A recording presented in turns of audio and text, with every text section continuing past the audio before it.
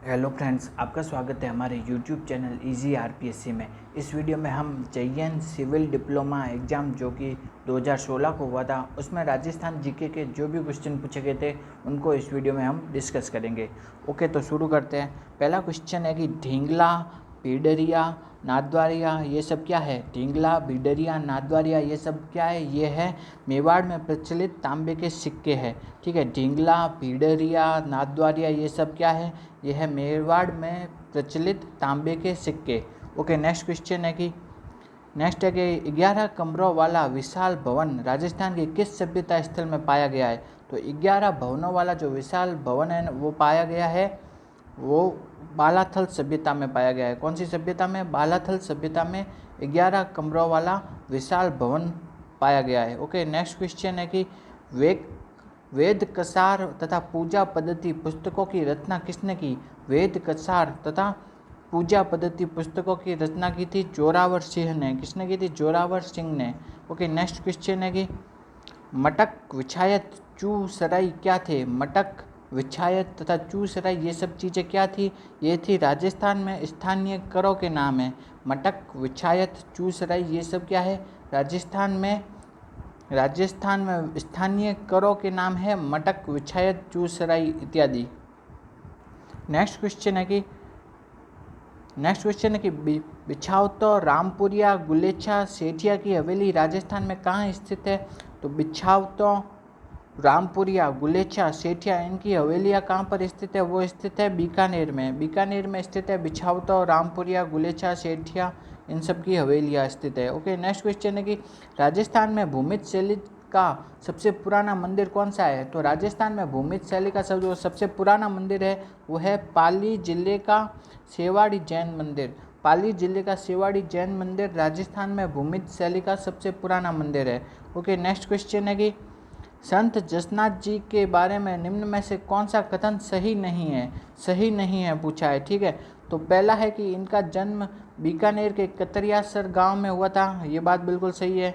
Second है कि कतरियासर में इन्होंने 12 वर्ष तक साधना की, नहीं ये बात गलत है। थर्ड है 1506 में इन्होंने कतरियासर में समाधि ली, हाँ ये बात भी बिल्कुल सही है। फोर्थ है कि इनके उपदेश सिंधु धड़ा व कोंडा नामक ग्रंथ में संग्रहित है, ये बात सही है। तो इसमें गलत है वो है सेकंड, कतरियासर में इन्होंने 12 वर्ष तक समाधि नहीं ली थी। ओके, नेक्स्ट क्वेश्चन है कि श्रावक प्रतिक्रमण चूर्णी नामक चित्रित ग्रंथ राजस्थान के किस शैली में है। तो श्रावक प्रतिक्रमण चूर्णी जो चित्रित ग्रंथ है वो कौन सी शैली में है। वो है मेवाड़ शैली में। कौन सी शैली। मेवाड़ शैली। श्रावक प्रतिक्रमण चूर्णी जो चित्रित ग्रंथ है वो है मेवाड़ शैली में। ओके, नेक्स्ट क्वेश्चन है कि तो इनमें से पूछा गया है कि इनमें से सुमेलित कौन सा नहीं है। रचनाएं दी गई है और उनके रचनाकार दिए गए हैं, तो पूछा गया है सुमेलित इनमें से कौन सा नहीं है। तो पहला है कि मत्तीराम किसके रत्नाकार थे। वो थे ललित ललाम, ये बात सही है। नरहरिदास किसके रत्नाकार थे। अवतार चरित्र के, ये बात भी बिल्कुल सही है। दयाबाई ने किसकी रचना की थी। दयाबाई ने की थी दयाबोध की, ये बात भी बिल्कुल सही है। लेकिन सोमनाथ ने सुजान चरित्र की रचना नहीं की थी, ये बात गलत है। तो इसका आंसर होगा सुमेलित कौन सा नहीं है। डी है ना, जो सोमनाथ उसने सुजान चरित्र की रचना नहीं की थी, तो सुमेलित नहीं है डी।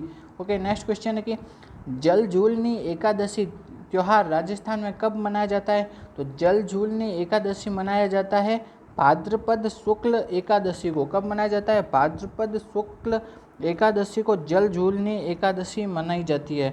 ओके, नेक्स्ट क्वेश्चन है कि हस्तकला है और वो कौन से स्थान से संबंधित है, उनको मैच करना है। ठीक है, तो मामा जी के घोड़े कहाँ से, इसमें बताना है कि सुमेलित कौन सा नहीं है। ठीक है, तो मामा जी के घोड़े कहाँ पे मिलते हैं। बसंतगढ़ में, ये बात बिल्कुल गलत है। मामा जी के घोड़े बसंतगढ़ में नहीं मिलते। ठीक है, नेक्स्ट है कि दाबू प्रिंट अकोला में, ये सही है। लाख का काम लक्ष्मणगढ़ इंद्रगढ़ में, ये बात भी बिल्कुल सही है। अजरक प्रिंट कहाँ मिलती है। बाड़मेर में, ये बात भी बिल्कुल सही है।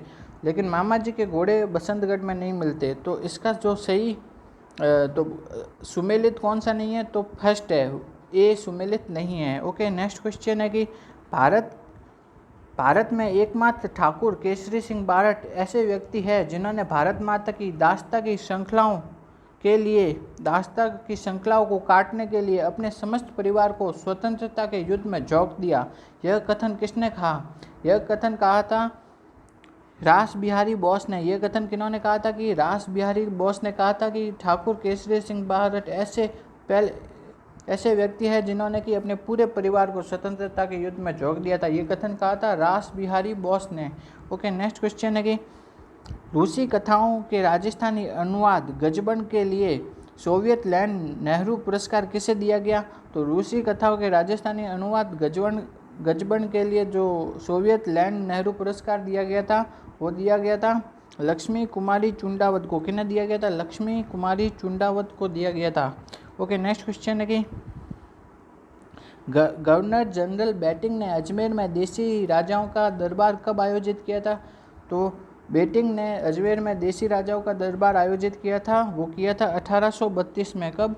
1832 में देसी राजाओं का दरबार लगाया गया था अजमेर में। ओके, नेक्स्ट क्वेश्चन है कि धौलपुर प्रजामंडल की स्थापना किसने की थी? तो धौलपुर प्रजामंडल की स्थापना की थी कृष्णदत्त पालीवाल। किन्होंने की थी? कृष्णदत्त पालीवाल ने धौलपुर प्रजामंडल की स्थापना की थी। ओके, नेक्स्ट क्वेश्चन है कि शेखावटी जकात आंदोलन का नेतृत्व किसने किया था?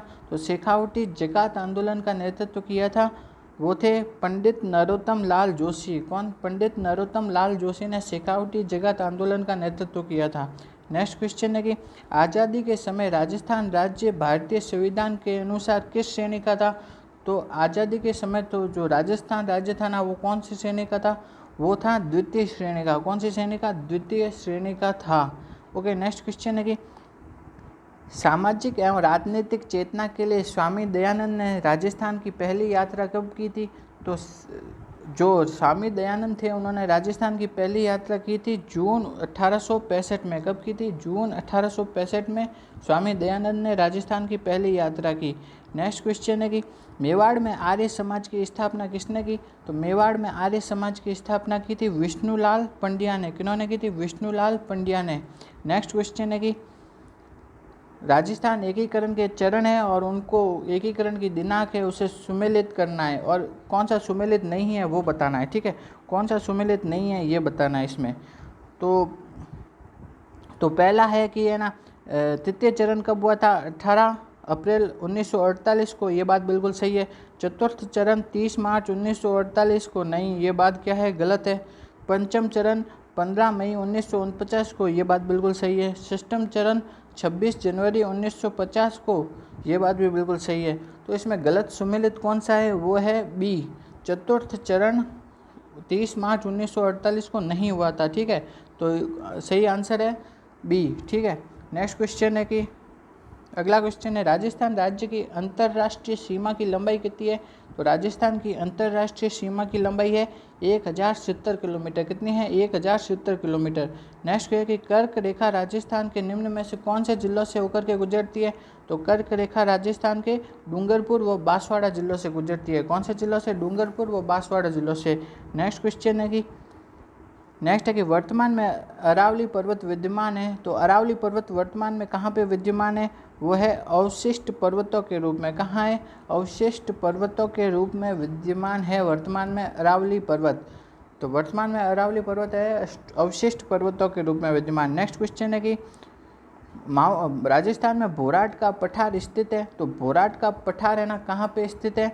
वो है कुंभलगढ़ और गोगुंदा के बीच में। कहाँ स्थित है? राजस्थान में भोराट का पठार कुंभलगढ़ व गोगुंदा के बीच में स्थित है। भोराट का पठार है कुंभलगढ़ व गोगुंदा के बीच। नेक्स्ट है कि सिरोही जिले में तीव्र ढाल युक्त उबड़ खाबड़ पहाड़ियों को स्थानीय भाषा में क्या कहा जाता है? तो सिरोही में जो तीव्र ढाल वाले उबड़ खाबड़ पहाड़ियाँ होती है ना उनको कहा जाता है भाकर। क्या कहा जाता है? भाकर। सिरोही जिले में तीव्र ढाल वाले उबड़ खाबड़ पहाड़ियों को कहा जाता है भाकर।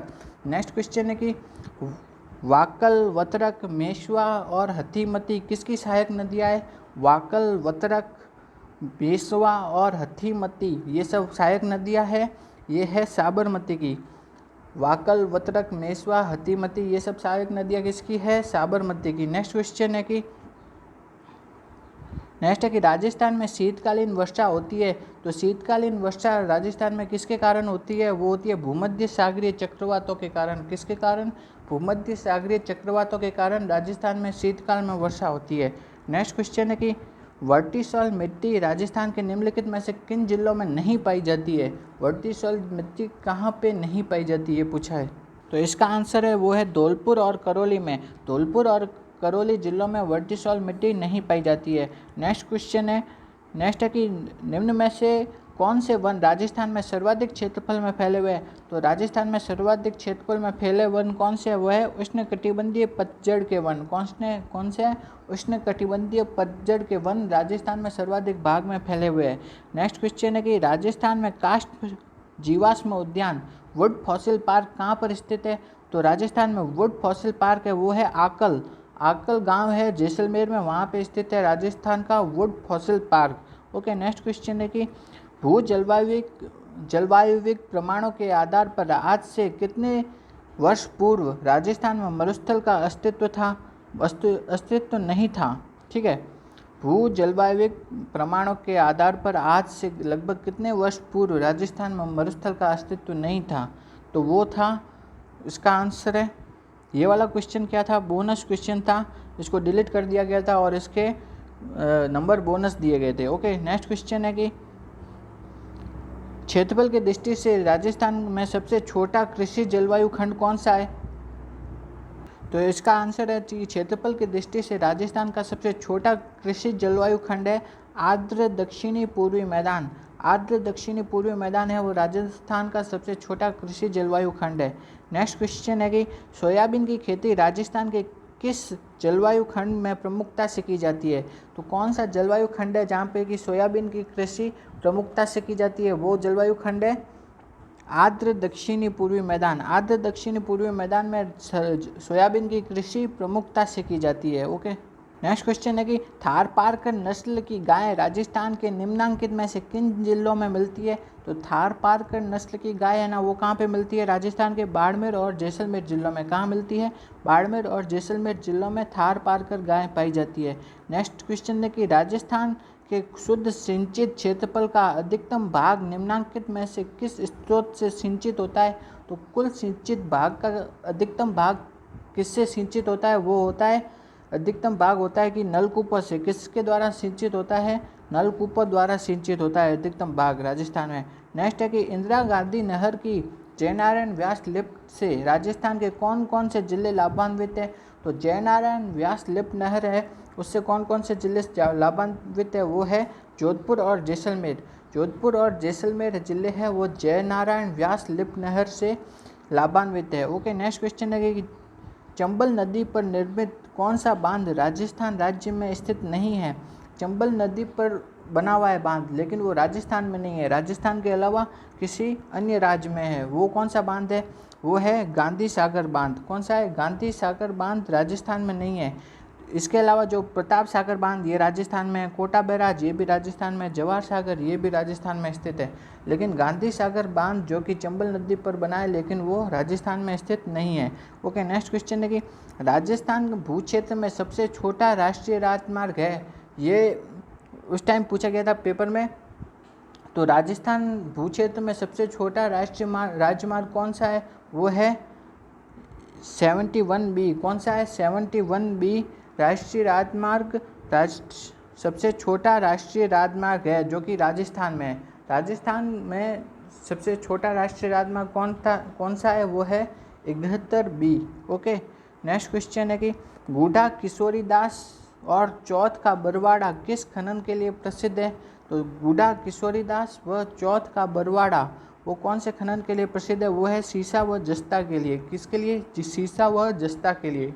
बूढ़ा किशोरीदास और चौथ का बरवाड़ा किसके लिए फेमस है? सीसा व जस्ता के लिए। नेक्स्ट क्वेश्चन है कि खनिज जिसके उत्पादन में राजस्थान का देश में लगभग एकाधिकार है, वो कौन से खनिज है जिनके उत्पादन में राजस्थान का देश में एकाधिकार है? मतलब पूरा का पूरा उत्पादन राजस्थान में ही होता है लगभग ज़्यादा। ठीक है, तो वो है वॉलस्टेनॉइट और तांबड़ा। कौन है? वॉलस्टेनॉइट वो तांबड़ा खनिज के उत्पादन में राजस्थान का देश में एकाधिकार है। अगर आपको हमारा ये वीडियो अच्छा लगा तो वीडियो को लाइक कीजिए और हमारे यूट्यूब चैनल को सब्सक्राइब कीजिए। Thank you.